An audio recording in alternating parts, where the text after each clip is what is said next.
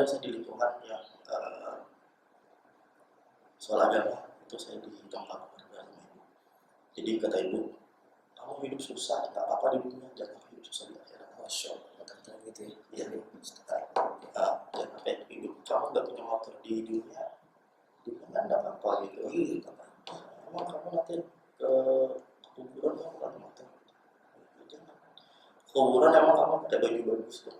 Jadi dia juga saya dulu tuh baju tuh saya minta dikasih. Jadi untuk berfoya-foya menurut saya di zaman susah dulu tuh saya apain gitu. Toh juga kita bakal ntar juga matinya juga pakai kain kafan putih. Di atas pakai keranda yang bakal dipakai semua orang. Jadi ini menurut saya kesuksesan yang kita dapatkan, keberhasilan dari ekspektasi dan realita yang kita dapatkan itu adalah gimana kualitas kita ibadah kita. Maksudnya bukan berarti saya dengan sekarang tuh ibadah kita enggak, kita tetap namanya tawadhu, tetap rendah hati, tetap benar yang zaman sekolah dulu kalau saya pulang sekolah tuh jam 1 jam 1 kan itu dulu KRB Pak ya? Iya, sekolah bareng ya? Iya, sekolah bareng di sekolah gitu. Nah, ya namanya kita anak muda ya, kalau masalah kadang dulu ibadah tuh ya benar-benar yang masih ya jauh-jauh muda lah dulu gimana.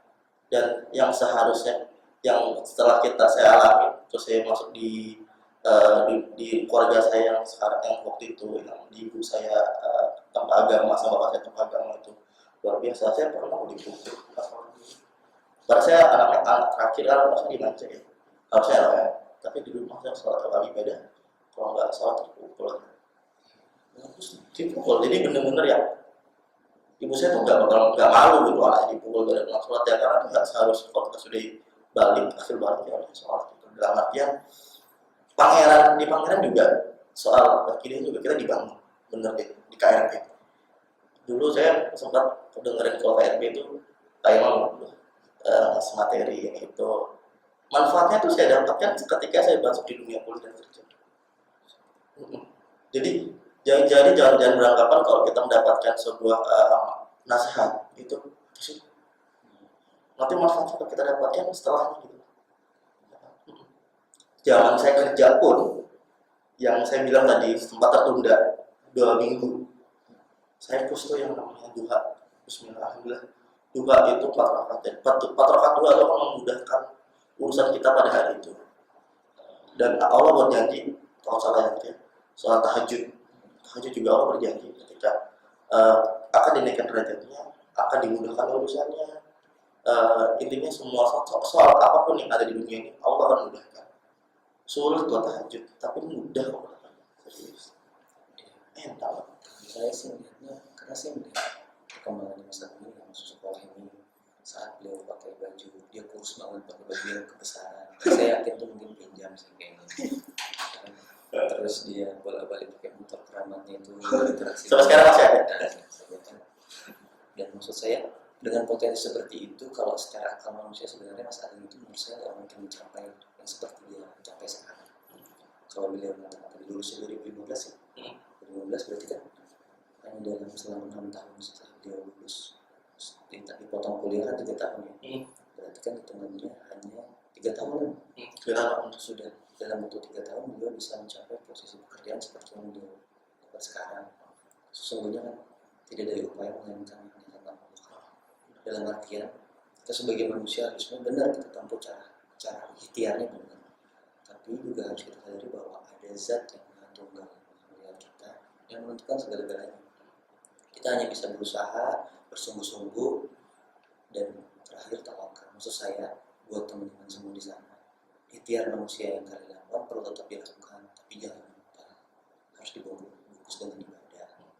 Itu yang harus perlu ditanamkan kita. Jangan-jangan dari semua pencapaian ini karena kemudahan ini diberikan karena usaha kita pertama kali, yang kedua karena Allah ridho saja gitu. Dan yang paling penting sebenarnya dimanapun kita bekerja jangan sampai justru makin jauh dari saran saya seperti itu. Jangan sampai apa yang kita dimudahkan terus kita nggak ibadah. Aku nggak ibadah, itu kok mudah ya semuanya. Itu kan istidraj. Itu hati-hati.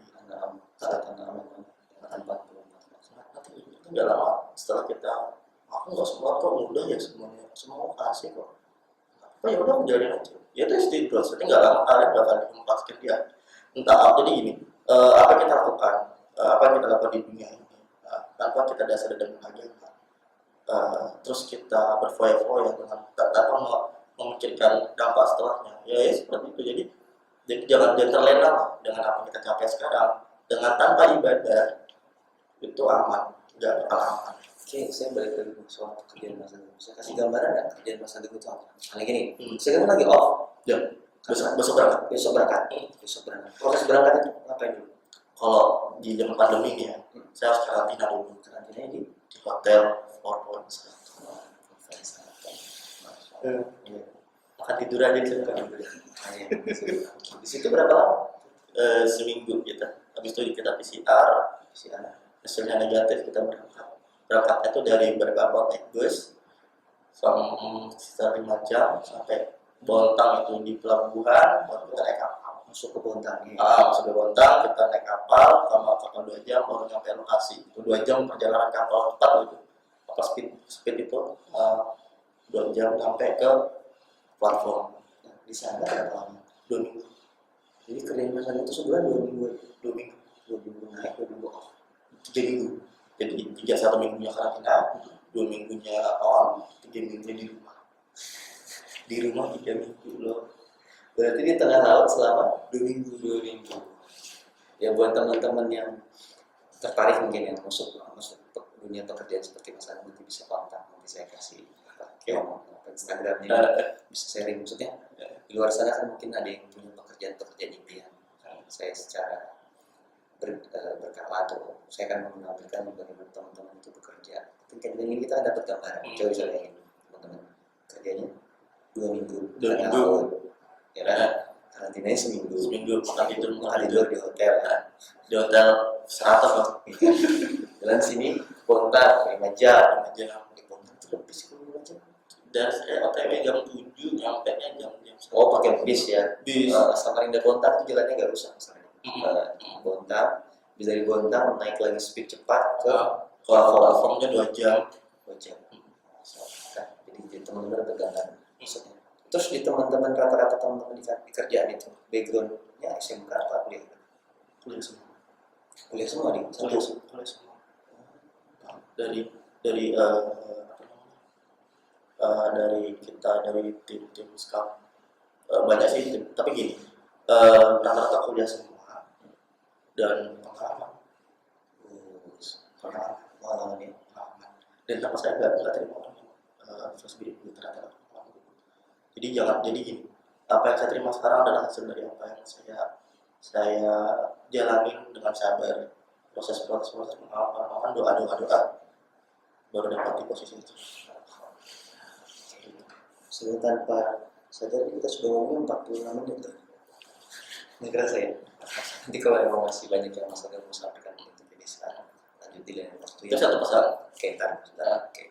Ini kan saya kan bertahap sih masalah. Pertama di tahap ini pesannya harus bertahap. Maksudnya saat SMP mau masuk SMK, Mas Agung bisa ngasih pesannya bertahap.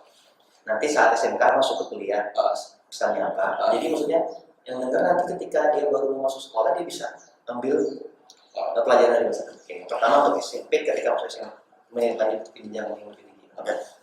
Masuk SMK. Jadi masuk SMK.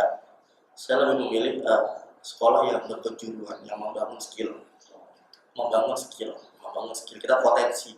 Jadi saya kenapa pilih kejuruan dan kenapa pilih di Pangeran. Satu kejuruannya itu adalah yang dipakai di semua industri. Jadi semua industri nggak pernah lepas dari yang namanya electrical, industri otomotif, industri produksi, semua tuh dipakai. Apalagi sekarang ada Pangeran tuh TKJ ya, kejuruan. Rata-rata sekarang kejurusan di Pangeran sudah komplit lah, semuanya sudah lengkap. Jadi saya milih Pangeran untuk gara-gara pengen membangun potensi saya itu di mana sih? Nah di Pangeran juga ditempa di situ, di SMK Pangeran juga kita ditempa untuk menjadi orang yang membangun passion kita tuh di mana? Di situ. Nah jadi Mas Agung itu ketika SMP masuk ke SMA lebih menyarankan sekolah kejuruan. Kejuruan terlepas teman-teman mau ambil dimanapun Di diberi kejuruan. kejuruan. Dan kenapa saya pilih Pangeran? Karena kalau di Pangeran yang sudah mungkin kalau belum masuk belum tahu nih, tapi sudah ngejalaninnya, maka Allah di dalamnya itu kita nggak cuma mendapatkan passion soal kemampuan kita, tapi agama juga dapat sih. Saya ngerti sih sebenarnya kenapa saya suka ke teman-teman saya itu yang seumuran saya misalkan. Nah itu ada anak pangeran di tempat kami. Iya kan? Iya. Kan pangeran itu tahan banting. Ini kata-kata tahan banting ini loh saya garis bawah. Kenapa sih sebenarnya? Ada apa di pangeran itu kenapa begitu saya masuk? Ini ya. Contoh ini saya kasih contoh misalnya. Kenapa Mas Ageng misalnya di pangeran dia jarang berinteraksi dengan perempuan, kan berinteraksi dengan laki-laki. Kalau di laki-laki kamu sudah bisa cukup mampu untuk mengarahkan teman, begitu kamu masuk ke dunia yang lebih teratur dan lebih tertata misalnya, pangeran masuk di kampus, tiba-tiba kamu ngomong di depan orang itu gampang. Kenapa? Kamu sudah menghadapi orang-orang yang sebelumnya lebih Saya ngomong tuh pasti diikutin juga, diketawain. Maksudnya, ya berarti kita di sini kita belajar bahwa menghadapi orang itu nggak mudah. Dan kita sudah bisa berhasil menghadapi orang. Next step kita mulai gampang. Oke, ada namanya coba stand up comedy di depan pangeran gue itu setengah mati. Dia orang yang akan nunggu feel lucunya gitu harus dalam artian mentalnya anak pangeran dilatih Dibangun. Kita dibangun dari segi mental, segi skill, segi agama juga dari mental di tempat sini. Soft skill, hard skill, komplit lengkap. Oke. Terus untuk dari SMK ke kuliah, ya tapi bahasa lulus SMK ini pesan apa? Lulus SMK, jangan berekspektasi bahwa lulus SMK kita aman. Disitulah awal dunia yang harus kita hadapi sesungguhnya. Real. Mau kalau milih kerja monggo, mau kalau milih kuliah monggo, tapi biar tahu konsekuensinya. Dunia setelah sekolah ini benar-benar dunia yang harus kita hadapin dengan sendiri. Jangan lagi kita aja jangan. Jadi maksudnya itu kalau masalah urusan seperti ini berarti kan untuk yang masih sekolah. Buat teman-teman yang baru masuk nih, kelas 1, kelas 2, kelas 3, jangan buang-buang waktunya untuk hal yang tidak Benar. Benar. Persiapkan dengan karena masanya SMK itu cuma 3 tahun. Harusnya dengan 3 tahun itu bisa dimanfaatkan untuk baik untuk mengupgrade skill, cari pengalaman, mencari tahu, mempersiapkan dengan matang masa depannya. Jangan terbuai. Apalagi di masa pandemi ini, pembelajaran kan online, teman-teman dimudahkan dengan belajar hanya dari media HP, tapi tanpa sadar soft skill-nya nggak terlatih. Bagaimana berinteraksi dengan orang, ya kan? Ini maksudnya pesan saya mungkin itu. Terus kalau udah masuk kampus kan ini kemana? Kalau sudah masuk kampus jangan terbuai dengan dunia yang berbeda dalam artian segala hal harus kita lakukan dengan cepat. Ini karena terbiasa instan ya. Iya, karena kita terbiasa instan, terbiasa dengan apa yang kita dapatkan zaman dulu, terus kita pengen terapkan lagi zaman kuliah nggak laku gitu. Kita nggak laku. Jadi kamu harus kerjain tugas hari ini dikasih besok selesai.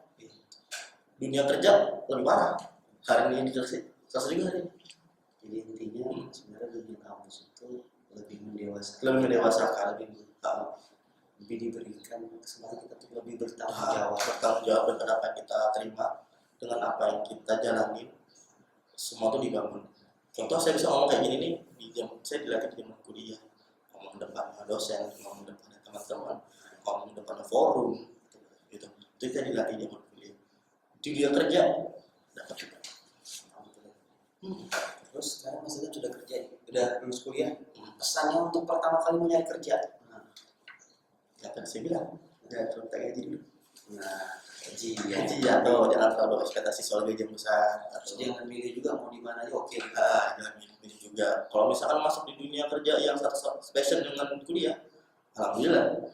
Saya dulu elektro, saya masuk sekarang di IT dulu. IT, saya ngerjain jaringan, kerjain software perusahaan Chevron sekarang, perusahaan Amerika yang sekarang satu-satunya di Indonesia ada di tempat saya, satu-satunya. Yang di Sumatera sudah diambil kelola sama Pertamina Hulu Rokan. Jadi kami sekarang saya stand alone di WSMO Chevron Selat Makassar itu sendiri. Dan saya satu orang aja di sana untuk mempelajarinya. Dan di dunia kerja, yang pesan saya mau masuk dunia kerja jangan terlalu berekspektasi soal gaji. Satu, yang harus kita pahami adalah pengalaman dan berhadapan dengan orang yang baru, berhadapan orang yang bakal nempak kamu dari segi mental, dibangun di situ. Kamu salah ya kamu bakal salah, jadi jangan egois. Dunia kerja kita nggak ada kata egois. Egois sekarang nggak dipakai. Jadi sebagai pakai. Setelah masuk dunia kerja itu berarti harapannya masa ke depannya setelah berdunia ini Pinginnya satu salah memberkati orang tua. Satu itu yang cita-cita saya. Haji. Amin. Yang kedua, ingin buka usaha yang settle, yang bisa saya kelola sendiri atau sama teman. Mungkin kita bakal jadi insya Allah ke depan saya. Yang bakal saya kasih ketika bapak saya pensiun, saya kasih usaha di situ karena begini, orang tua kita jembatan kita untuk sukses. Pengen satu, dia belum nikah. Ayo boleh dipilih buat akhwat di luar sana yang berminat. Nanti nomor kontaknya saya kasih di bawah ini. Semoga diundang. Jadi intinya sebenarnya saya ngadain podcast ini sebenarnya saya ingin kedepannya itu melahirkan anak pangeran yang berkelas gitu. Saya selalu menyampaikan saya ingin anak pangeran itu dapat jodoh yang berkelas. Untuk mencapai proses yang berkelas itu tidak mudah dicapai. Untuk pengorbanan, tangisan, kesakitan, menahan diri, kontrol diri, bersahabat, terus melakukan sesuatu itu secara terus menerus, ibadah yang baik. Nah ini semoga apa yang kami bicarakan, kami bahas di sini itu bisa menginspirasi teman-teman semua buat generasi muda bahwa tidak ada hal yang mudah yang bisa kamu dapatkan kecuali dengan kerja keras dan usaha. Kamu usaha sekuat tenaga, kamu tempuh segala macam cara yang baik untuk mencapai apa yang kamu inginkan. Jangan lupa kamu harus dengan ibadah dan doa. Kalau tadi garis bawahi masalah tadi bahwa orang tua kunci sukses kita dari bapak dan ibu. Dan tidak lupa juga tadi kata Mas Agung, memohon kepada Allah untuk segera diberi kemudahan.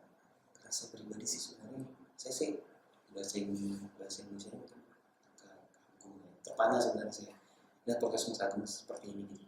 Karena dari idenya ada satu dari sekian banyak anak pangeran di luar sana mungkin yang bisa di usia muda itu bisa mencapai sesuatu yang menurut saya butuh bertahun-tahun dicapai gitu. Tapi kan dengan kerja keras, doa orang tua dan ibadah kepada Allah Subhanahu wa taala dipermudah masa depan gitu. Mungkin kata-kata penutup maksudnya Penutup SMK Pangeran sudah bisa mewujudin tiga tujuan mungkin.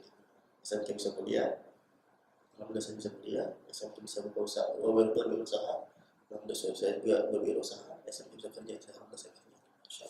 semoga mungkin ada lagi satu, jangan lupa tetap rendah hati. itu penting. Rendah hati, minta doa orang tua. Mau yang masih ada orang tua, yang masih nggak ada orang tua, yang sudah nggak ada orang tua, tetap doakan, tetap bersikap baik dengan rekan-rekan orang tuanya. Contoh kayak siapa ya? Menjalin silaturahmi yang baik. Sunnahnya seperti itu. Yang ketiga jangan aja. Jangan aja. Pertama tadi kita harus rendah hati. Enggak, kalau rendah hati bukan rendah diri ya. Beda ya. Rendah hati sama rendah diri itu beda. Jangan rendah hati. Rendah hati. Harus rendah hati. Terus habis itu orang tuanya berbakti sama orang tua. Terus yang ketiga jangan manja. Ini penting banget. Banyak anak sekarang itu manja, masya Allah. Yang ngambilin rapatnya orang tuanya, ngambil jasa orang tuanya, suruh ngomongin kerja orang tuanya disodori. Ya kan? Jangan begitu, kasihan orang tua. Ibu kita sudah mengandung 9 bulan 10 hari. Ya kan, melahirkan kita, terus menyusuin kita, apa-apa kita masya Allah. Terus kita balas dia dengan segala kesusahannya. Oke, mungkin itu saja yang bisa kita sampaikan ya. Tolong diberikan maaf kalau kesalahan itu dari kami. Sempurna dan kami. Sekian dari kami. Assalamualaikum warahmatullahi wabarakatuh.